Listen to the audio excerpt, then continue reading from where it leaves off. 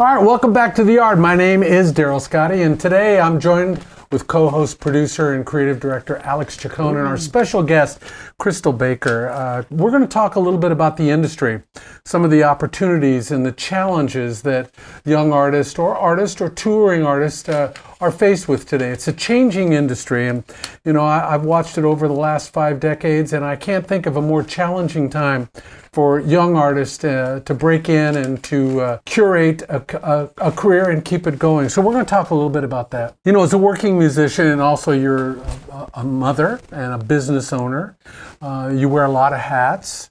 What do you think are some of the biggest challenges when it comes to that? I think navigating this whole new, social media, there's a lot of just new ways that people are receiving music, finding your music, and trying to learn all that. There's a learning curve to a lot of that.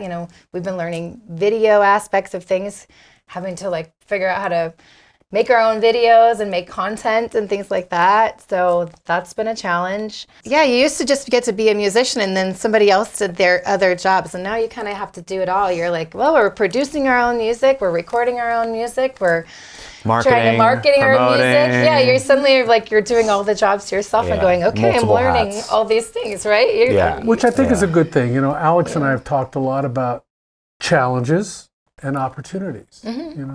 So there's challenges, but look what it does in terms of broadening the scope of what people can get their heads wrapped around, and how they can expertise. And then, some of the things like Alex is an incredible musician from a musician's family.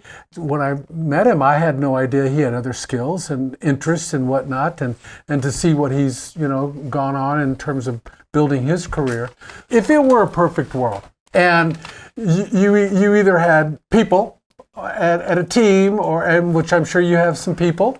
If it were a perfect world, what would you love to spend all of your time with creatively? What would you love to just, Krystal Baker to be all about? I would love to work on writing music and making more content. I would write and film and do more video work and put out more content and have somebody to help me promote it and market it, and because I enjoy somebody who has a little more expertise in some of those fields. I don't wear all of those hats well. I don't have the knowledge that a lot of other people have in some of those ways. Yeah. So but I do have a team of people around me and a lot of friends who are super talented who can help me do a lot of those things, which is amazing. And, but also the time factor. Yeah, and that's the biggest thing for me, because if I had, in a perfect world, I would have the time to sit and do all those things in a day. And before I was a mom and before I had my own businesses, that's all I did. I played shows and I got to wake up and write songs and hang out, and it's definitely a lot easier. Good old days. The good old days. So I will say though, you kind of brought something to my attention is musicians nowadays, we have to wear a lot of different hats. We have to do so much around being successful. But in my situation, studying music and getting to realize that video and photography and those things were something that I had to do as a musician, it actually opened up more doors for me as oh wow, I actually really love to do video and I actually really like to do photo, and so that's a good thing. But there's a lot there that we have to do, and it can open more doors, but it also is a lot of noise for you to be successful, and it can get overwhelming for anybody. So because even if it's opened a lot of doors for you, then you've got a lot of other commitments that keep you from doing your music or other things you want to do. It is very So. Well, you guys both know that, and and there again, for our viewers and fans of Krystal, you've gotten a glimpse of what it takes, and you've done a really good job at it. The business has evolved so much over the last even 20 years, but even over the last 10, and of course with social media that we just talked about. In terms of these challenges and opportunities, what would be your best advice? If you can tap into the community of people around you, find the people who do what they do best, and try to utilize those people around you as best you can, as far as helping you build your network and helping you accomplish the things that you want to do. Also, sometimes realizing what other people's strengths are, so they can take some of those things off of your plate. Because I know sometimes I just have to go, I can't do everything all the time, so find somebody who does it well, saves you a lot of time, a lot of energy doing things that I think something that I relate to with you a lot is like being in this music industry in Phoenix for a long time. I think the community has been such a driving force, like, especially for me, the open mics, going out, meeting different musicians, going to see other musicians and doing all that. I think that like growing up here, it's like, that was a big part of why we are successful today and what we're doing. So I think that that's a really important thing. Although all the technical aspects of things like, social media and marketing and being able to brand yourself and creating content and the 12,000 other things, that community aspect was really good and important for us to grow here. I think it's amazing, and I think it's unique. I don't feel like when I talk to musicians, other places that I go, like when I've gone to other cities, I don't ever feel like they have such a tight community of musicians who support each other. I feel like sometimes they talk about it being a little more cutthroat or not being such an open arm community. And I feel like Phoenix has really been that way. And people coming here from other places have mentioned that to me too, that, wow, people have really embraced me coming to Phoenix. Musicians help each other out, help each other with gigs, covering shows, just a lot of different aspects of the business. Right. And I think that's really cool. What's one of those things that you think, Yeah. what's one of those things that you think over, your time here in Phoenix has changed? Like, what's a challenge that we're starting to see even more prevalent than it used to be for the community and for like live gigs and things like that? I think there are a few challenges. I think one of them that I see that's been a struggle, for me personally and some other musicians, I think, is just really creating the value for our music and making sure that, if we're all spending a lot of our time and energy and investing our money and making really good music for people, that the people value it and they come out and they find it, bar owners find a value in hiring musicians for what they're worth, and everybody kind of keeping that,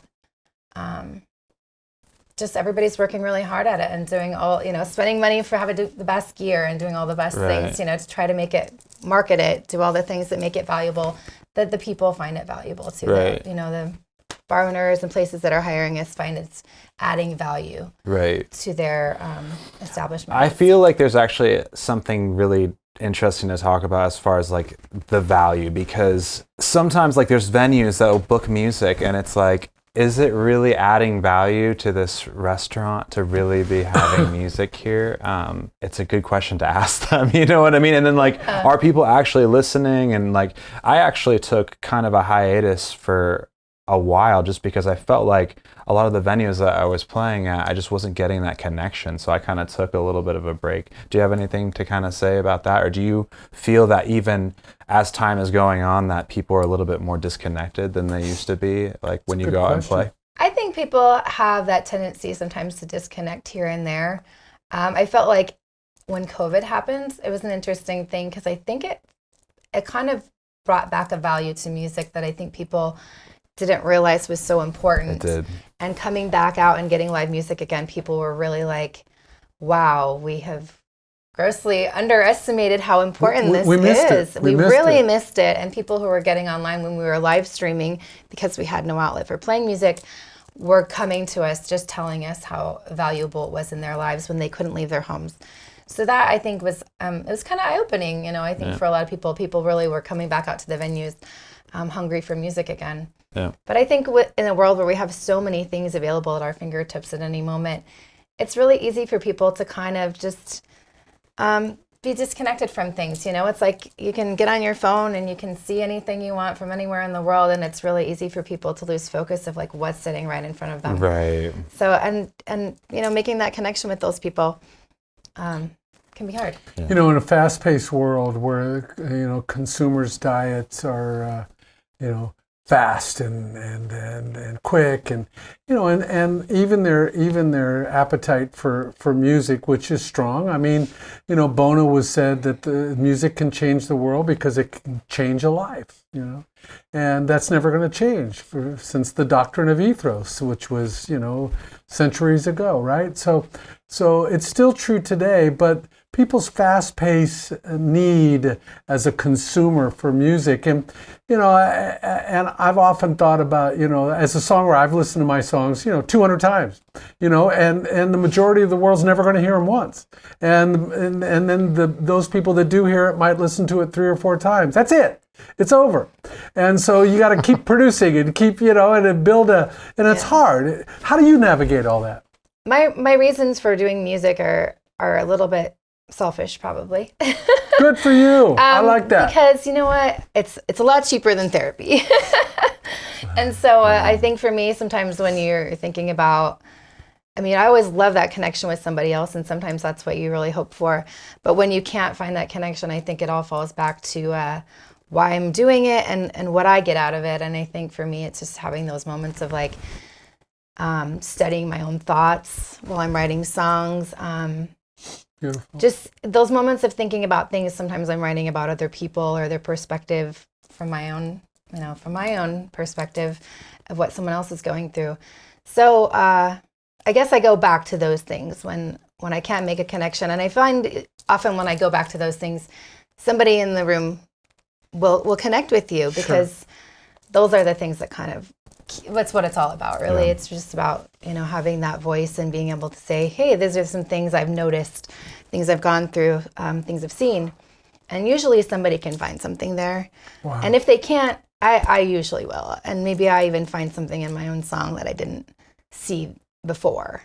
I guess you could just hope to connect with 1 or 2 people in a room sometimes. Sometimes that's all you got. Yeah. That's okay. If you get a room full, that's amazing. And sometimes I have to dip my toe out in the water a little more into uncomfortability to get some people to maybe pay attention, right? Or to make that connection, because people are wrapped up in what we're doing in our own thoughts and our own minds. So sometimes I feel like I have to get a little more out of my comfort zone to make that connection that I didn't. Do you have to try to do that? Sometimes I have to try. Sometimes it comes easier. Sometimes it's easier. Some days it just, sometimes people are just more open. It depends on who you walk into, Some people are just ready to be like, I'm here for the experience, Let's do this. And I'm like, oh my gosh, I don't have to do anything. You guys are just ready to have an amazing experience. And I love that. Yeah. But that's not every day, Sometimes you have to be more vulnerable. You have to go outside your own comfort zone. I have to try. I have to think of things. I got to talk to somebody who's not paying attention and be like, how are you? Like, that's how, so I was seeking more attention, because I was saying how I kind of took a break from music. I was lacking that connection. So I was actually going to table to table to table to actually talk to people, say, hey, thank you for listening. And actually communicating with my audience even more to seek that connection. Because I swear, I was really I'm playing music again, which is great, but I was really having that connection issue where it's just lacking that. So still trying to find new things, getting out of my own comfort zone, which is just going up to tables hey, how's it going? That's kind of strange, right? Yeah. But it did help me quite a bit to feel like there was more of a connection there. So, right.